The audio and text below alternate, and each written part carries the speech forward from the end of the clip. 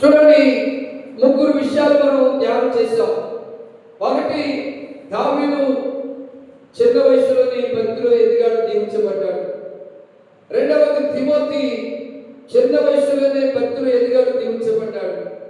మూడవది, యోసేపు చిన్న వయసులోనే భక్తిలో ఎదిగాడు, దీవించబడ్డాడు.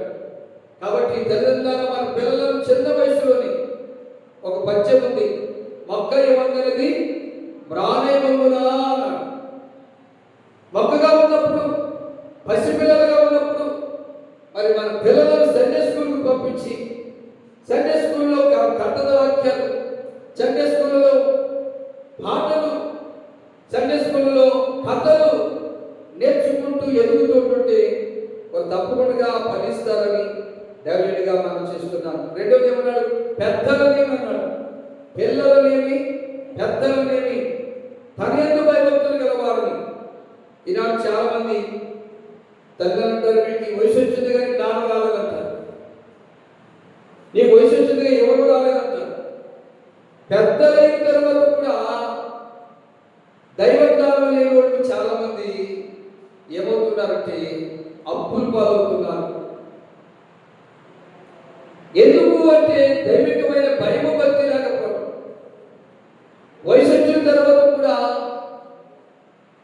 దేవుని దగ్గరికి వెళ్ళాలి, దేవుని అడగాలి, దేవుని ఇచ్చే ఆశీర్వాదం పొందాలని దైవ జ్ఞానం లేకపోవడం ద్వారా పనికి వెళ్ళాలి, కష్టపడాలి, శ్రమ పడాలి, డబ్బు సంపాదించాలని ప్రయాసపడుతున్నారు. కానీ అవన్నీ సిరిసత్తులు వేసినట్టుగా కొరతలు కలిగి, అక్కర్లు కలిగి, సమస్యల్లోనే నలిగిపోతున్నారు.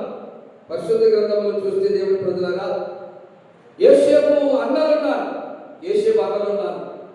వారికి ఎప్పుడు కరువులే వచ్చాయి, ఎప్పుడు కలతలే వచ్చాయి. వయసు వచ్చారు కూడా, పెద్దలయ్యారు కూడా. చూడండి, వారున్న కానాలలో ఐగుప్తు దేశం అంతా కరువు వస్తే ఎవరిని?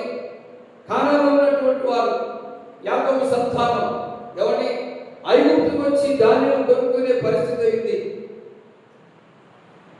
ఈ ధాన్యం కొనుక్కోవడం వచ్చినప్పుడు ఎన్నో కష్టాలు ఎదురయ్యాయి, ఎన్నో శ్రమలు ఎదురయ్యాయి, ఎన్నో ఇబ్బందులు ఎదురయ్యాయి, ఎన్నెన్నో అగసాట్లు ఎదురయ్యాయి. నలిగిపోయారు, కృంగిపోయారు.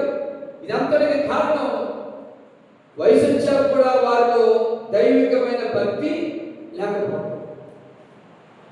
వయసు వచ్చాక కూడా ఆత్మ సంబంధమైన ప్రార్థనా జీవితం లేకపోవడం. వీడికి పెళ్ళన్నా చేస్తే వీడన్నా బాగుపడతాడని తల్లిదండ్రులు పెళ్లి చేస్తున్నారు. పెళ్ళైన తర్వాత ఇద్దరు పిల్లలు కన్న తర్వాత కూడా ఎవరిని? అంత వయసు వచ్చిన తర్వాత కూడా భయంతో భక్తి చేయడం వలన వారు కూడా వారి జీవితంలో శ్రమలకు గురవుతున్నారు, ఇబ్బందులకు గురవుతున్నారు.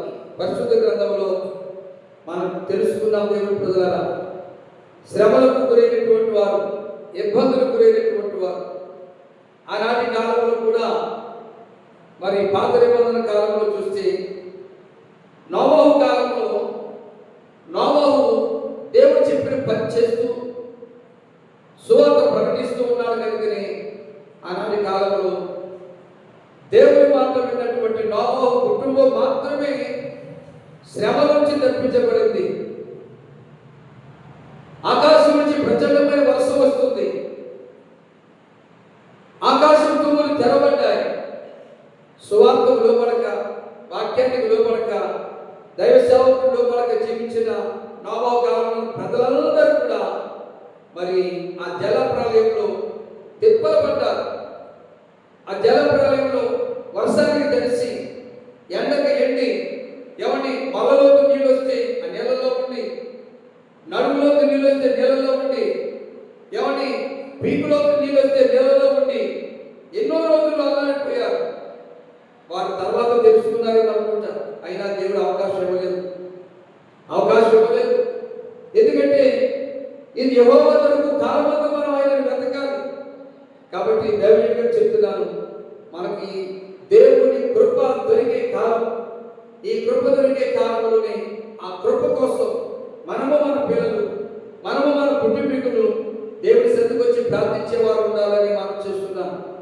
నోవహు సువార్త ప్రకటిస్తున్నప్పుడు గర్విష్ఠులుగా జీవించారు, అహంకారంగా జీవించారు, అవినీయులుగా జీవించారు, తిరుగుబాటు చేశారు, ఎదురాడారు.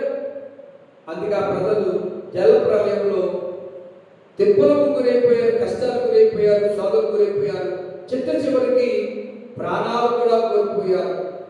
కానీ సువార్తకు లోబడి, వాక్యానికి లోబడి, దేవుని మాటకు లోబడి భయంతో భక్తి చేసిన నోవహు కుటుంబం మాత్రం కరువు లేకుండా, వారు తడవకుండా, శ్రమ అంటూ తెలియకుండా ఆ వాడలో సురక్షితముగా సమృద్ధితో పోషించబడి క్షేమంగా ప్రాణంతో వారు నిలబడ్డారు. కారణం ఏంటంటే దేవుని వాక్యానికి లోబడ్డారు, దేవుని వాక్యం వెలుగులో నడుచుట.